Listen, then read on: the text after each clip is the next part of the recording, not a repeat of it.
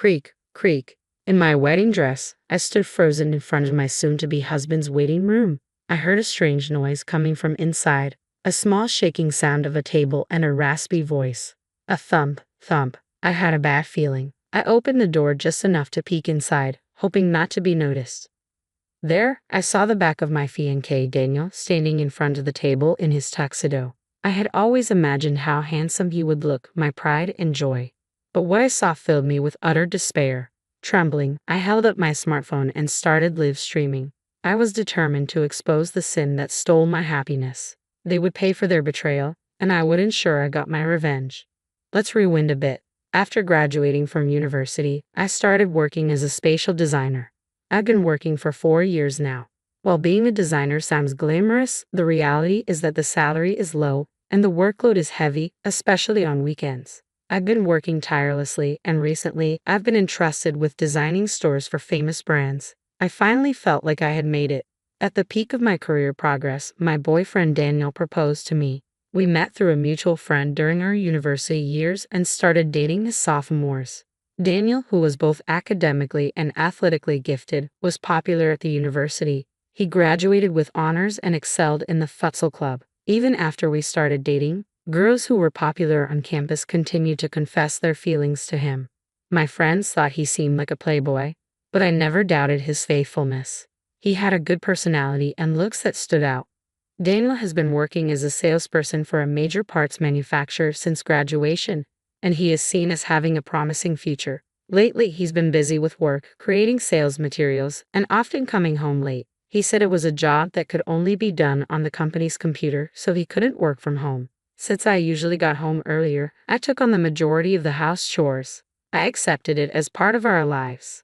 Recently, preparations for our wedding and meetings with our families have kept us busy, leaving little time for ourselves. This had been a concern for me. I thought that my worries would vanish once the wedding was over and we settled into our married life. But I could never have predicted what was to come. Our 7-year relationship, which had begun during our university days, was about to end in the worst possible way. About half a year after accepting Daniel's proposal, we went back to our hometown to introduce him to my family. My younger sister, Amelia, who was 2 years younger, had surprisingly come home too. At that time, Daniel and I were living in an apartment a 30-minute drive from our parents' house. Amelia, who lived alone at a convenient distance from both our place and our parents, was meeting us at our parents' house for the first time in several years. "Huh, you're home. That's unusual. I hadn't heard that Amelia was coming." "Well, yeah. I wanted to see who my big sister was marrying," she replied. "Oh, so it's this guy. Nice to meet you. I'm Amelia." She was always overly friendly, but something about Amelia's sweet, babyish voice bothered me a little. "Nice to meet you. I'm Daniel," he greeted back in a gentlemanly way. The way Amelia grinned at that moment made a strange discomfort grow inside me, but I didn't think much of it, as Daniel didn't seem to react unusually. My sister Amelia and I are polar opposites. Amelia, who is good at winning people's hearts, always gets what she wants. She's not exactly a beauty, but her charming smile captures people's hearts. Despite attending a high school with strict rules, she was never disciplined for things like dyeing her hair or shortening her skirt. I know she received more allowance from our parents than I did, being the older one. From the day she was born, she seemed to know what to say to please others and act in a way that made her liked by everyone. On the other hand, our parents often told me that I was too serious and that I should be more like Amelia. Amelia currently works as a salesperson for a mobile phone company and has been there for 2 years. Apparently, she's consistently among the top 10 salespeople nationwide. My sister and I have completely opposite personalities. While we haven't fought since we grew older, we haven't been particularly close either. There were times I wished I could be more like Amelia, who knows how to navigate the world effortlessly. But now I have Daniel, and a happy life awaits us. Sure, there were moments when I felt envious comparing myself to my younger sister, but now, I was about to start a new family with the love of my life. I had a positive outlook on life at that time. 3 months passed and we finished registering our marriage. Preparations for the wedding ceremony were steadily proceeding. I was mainly the one pushing forward with the wedding plans. Daniel, in his 4th year at the company and taking on more responsibilities, sometimes couldn't come home due to work. Initially, Daniel was enthusiastic about the wedding ceremony, but gradually he showed less and less interest. "Hey, about the wedding guests. I just got home and I'm tired. Can we do this another time? Besides, do whatever you like. I trust you. Oh, and I'll be coming home tomorrow. He would casually dismiss wedding topics like this. Deep down, I was frustrated, but I took a deep breath to calm myself down. Are you sure you're okay taking on so much work before the wedding? Aren't you tired? I'm fine, thanks. As the wedding ceremony approached, Daniel seemed more swamped with work. I wished he could show more concern about it as my fiancé. However, I tried to remain patient and supportive. I thought that Daniel being recognized at work and increasing his income was a good thing for us as a couple, and I tried to stay positive. Amidst all this, on a weekday night with only a month left before the wedding ceremony, Daniel, who had been coming home late as usual, came home unusually early.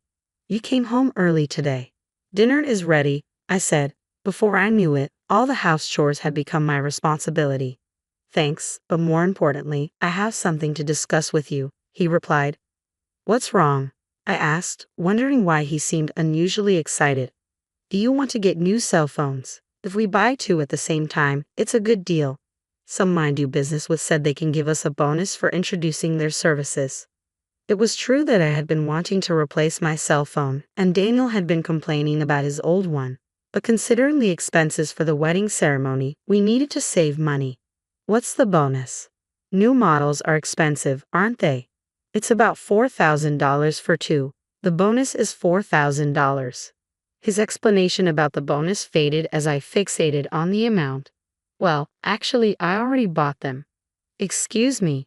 He said he had already bought two of the latest smartphones, encouraged by someone he does business with. You just have to pay your share. The device fee is in installments. Though we both worked and were about to become husband and wife, we had agreed to manage our bank accounts separately for a while and discuss it again when we wanted kids in the future. So now, he wanted me to pay for my portion of the phone he had bought on his own, but what's bought is bought, and we can't return it. I remembered we were planning a surprise using smartphones for the wedding ceremony. The latest model could capture beautiful images, so maybe it was okay. Seeing Daniel looking pleased, I lost the will to get angry and forced myself to accept the situation. 1 month later, our long-awaited wedding ceremony finally arrived. I chose the pure white dress with my mother and mother-in-law. Daniel, who was busy with work and couldn't help with the preparations much, will surely be surprised when he sees me today. After entering the venue and getting ready, my close friend from university, Mila, came to greet me in the bride's waiting room. Olivia, congratulations, Mila said, tears in her eyes. Thank you. Hey, do you think the surprise will go well? I asked. I had planned a special event and asked the venue staff to prepare my smartphone to be connected to the screen. We were set to perform a surprise interview with the guests. I thought a regular event would be boring, so I asked the staff to do various things in terms of production for the ceremony to meet my demands. I wanted to pay attention to the details, an occupational hazard of being a spatial designer. The guests are already seated, so why don't you show the situation in the waiting room, like a sideshow, just like the groom's waiting room? You're right, that sounds really fun. Since I had planned the smartphone performance with the staff without involving Daniel, I hadn't told him about it yet. It would be a surprise if I suddenly informed him during the ceremony, so maybe it would be nice to give him a heads up and show him a little bit in advance. Feeling excited, I headed towards Daniel's waiting room. In front of his waiting room, I took a deep breath slowly, imagining how great Daniel would look in his tuxedo. Thinking that, I opened the door a little bit. Then I heard some noise, a small shaking sound of a table and a raspy voice. I wondered if he was with someone. I opened the door a bit more quietly so as not to be noticed. I saw the back of Daniel in his tuxedo, standing and facing the table. Peeking in from a bit of an angle, I could see someone lying on the table. Leaning a bit more to take a better look, I was shocked to see Amelia lying on the table. Unaware of me watching them, the two were so focused on each other. I was frozen for about 5 seconds, but then I comprehended what was happening. Surprisingly calm, I immediately took out my smartphone and turned on the live stream. I was determined to have him obliterated by society. The two in front of me were completely oblivious to my presence, and I kept filming them with my smartphone for the next 10 minutes. The venue staff had done an excellent job preparing for the surprise in the hall with the guests. This entire incident was displayed on the large screen in real time. Ironically, the new smartphone came in handy. The clear image was evident even from a distance. As it was being filmed, The guests watching the live stream were speechless. My parents and in-laws noticed the commotion, and my father-in-law was furious. My mom held him back as he raged, "That idiot son. I'm going to punish him right now." He recorded the images on the screen as evidence. After live streaming the whole incident, I stayed hidden and watched the situation, straining my ears to listen to their conversation. "Didn't you say that you wouldn't go back home when Olivia and I went to greet your parents?" It seemed they were talking about the time we went to greet my family half a year ago.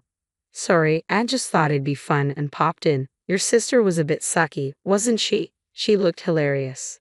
It was tough pretending it was our first time meeting each other, but we weren't found out, were we? Anger welled up inside me.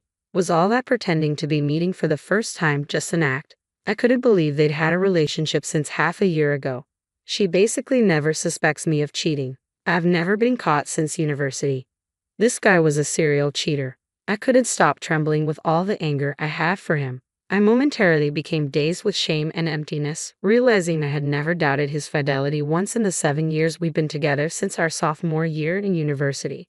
As the two adjusted their clothing and started heading in my direction as if nothing had happened, panic set in. I needed to avoid being discovered. I stepped away from the door and quickly headed for the family waiting room.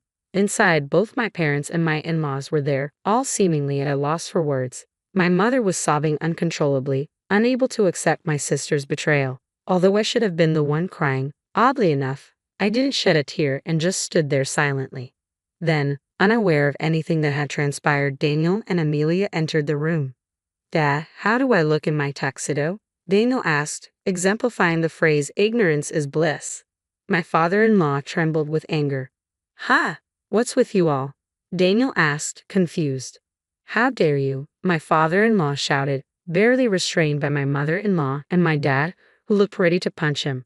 With great effort, I calmed myself down, and my mother-in-law began to explain everything that had happened. As she spoke, Daniel and Amelia's faces turned as pale as ghosts. "Oh hell, this is... explain everything right here, right now," Daniel stammered. Apparently, they had met through work about 3 months after Daniel's proposal. Daniel, who works at a parts manufacturer, met Amelia, who works at a mobile phone company, at a social gathering between the two companies. Unaware that Amelia was my sister, Daniel seduced her, and their relationship developed into an affair. When he found out she was my sister, he didn't end their relationship. It turned out that Daniel had been having regular affairs since his university years. To have not noticed and married him filled me with an indescribable mix of emotions. I was ashamed of how insensitive and unaware I had been. "Oh, I want to marry you, Olivia. I guess you could call this me being too young and not thinking about the consequences at all. I couldn't help but cheat. I'm really sorry, but I swear I'll turn over a new leaf and be devoted to you from now on." Even if he apologized, it was too late now. I had already decided to divorce him. I had nothing to say to this utterly irrational and foolish man. But let me just say this. When you apologize, you should say, "I'm truly sorry," right? Why don't you just start over as a grown-up? "Oh, I'm truly sorry," he stammered. My sister Amelia remained silent, looking down. She was still trying to rely on others even at a time like this. Instead of feeling anger, I pitied her. I left Daniel, who didn't want a divorce, behind as I walked out of the waiting room. I hated my serious personality even at a time like this, but now handling the guests was my top priority. I headed straight to the venue and went around apologizing to the wedding staff and guests. All the guests looked at me with sympathetic eyes. Daniel's associates, friends, and colleagues said, "We will make him take responsibility." At that moment, my feelings of disappointment were stronger than my anger. However, there were people whose expressions couldn't hide their outrage, as if it were their own matter. Above all, it was clear that the two had lost their social status, credibility, and all the relationships they had built with so many people. 1 week after the nightmare wedding, Daniel lost his position at work and had to resign. Several of our mutual friends from university were also invited, but all of them said they had cut ties with him. Amelia was also fired because Daniel's workplace contacted hers about their affair. They were disowned by their parents who had loved them so much. I claimed damages from the two of them and filed for divorce. 2 months had passed since the wedding, and just when I started to think, was that incident really a dream? I received a call from the venue. To my surprise, they invited me to work as a wedding designer. Apparently, they appreciated my abilities as a designer in the planning and production of this wedding. For someone seriously considering career advancement after the wedding was canceled, it was a dream come true. I accepted the offer without any hesitation. Now, I'm a wedding designer and have become somewhat known in the industry. I work hard every day to make other people's weddings happy, even though it's ironic that I've had a terrible wedding experience. By the way, I put the smartphone up for sale on an online marketplace right after the divorce. I guess Daniel had bought the two phones for my sister at that time. Since it was a new model that had just been released, I was able to sell it for the same price as if it were new. With the payment for damages I received from Daniel and Amelia, along with this money, I'm planning a very nice, luxurious solo trip.